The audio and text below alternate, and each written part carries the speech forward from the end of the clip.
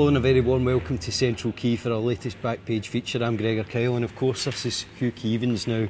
And the back page of the Record today is the kind of headline that really is a talker, Hugh, and I have to pity the man who's manning the hotline today because it will be ringing off the hook. Lee McCulloch saying there is not that great a difference in the standards between League One, where Rangers are playing at the moment, and the Scottish top flight. It's his opinion and it must be respected, but he's wrong, very wrong. Lee cites two examples: Albion Rovers putting Motherwell out of the Scottish Cup, a match that I watched, and Morton putting Celtic out of the League Cup. In the first instance, Motherwell were hopeless against Albion Rovers and lost because they were bad more than Albion Rovers were good. When Celtic go out after extra time to Morton at home, that's entirely Celtic's fault and a disgraceful result. With respect to Morton, again, that was more about Celtic than them. Lee, you're wrong. There is a huge gap.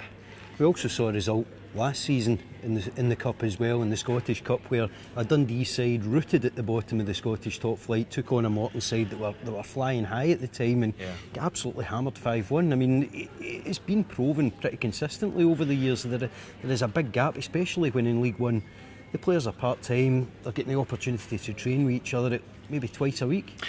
I'm not sure about Lee McCulloch's motivation for saying this. I mean, it's propaganda, but it also comes on the heels of another dire performance from Rangers at Forfar, where they scored their 2 goals late on in the match and where apparently their performance was very poor indeed. They do lead the league by the length of Sucky Hall Street, that much is undeniable, but they're the full-time team in a part-time league.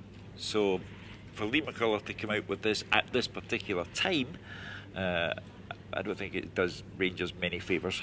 Some people have levelled accusations about the fitness, about the training sessions that have gone on. The club reacted to that in the week with an interview on their website with one of the fitness coaches where he sort of opened up. Is that maybe behind it? Is there an air of desperation about Rangers that they have to consistently tell people that they're doing a great job at that level, that that this is a great competition and they're doing something special at that level? I always rely, Gregor, on the evidence of my own eyes.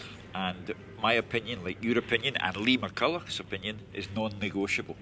Rangers are halfway through the 3-year journey which is supposed to take them from the bottom division to the top division in Scotland.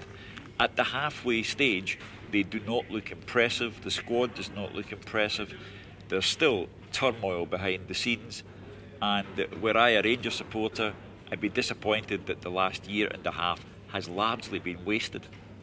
Looking also slightly at Rangers, I suppose, Barry Ferguson's column is in today's edition of the paper as well, as it always is on a Friday. He's taken the first sort of tentative steps into a career in management. Did you really see that future for him? You had a great number of dealings with him when he was a player at Rangers. No, but then again, there are many men who have moved into management and transformed their personality. He does seem to be, based on his column this morning, a reluctant interim manager at Blackpool. He's stressing that he's still a player and is helping the club out. It's not the mark of a man who is desperate to make that his first managerial job.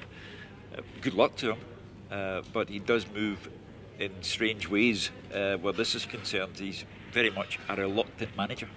And this weekend you're going to be at Hibs v Celtic.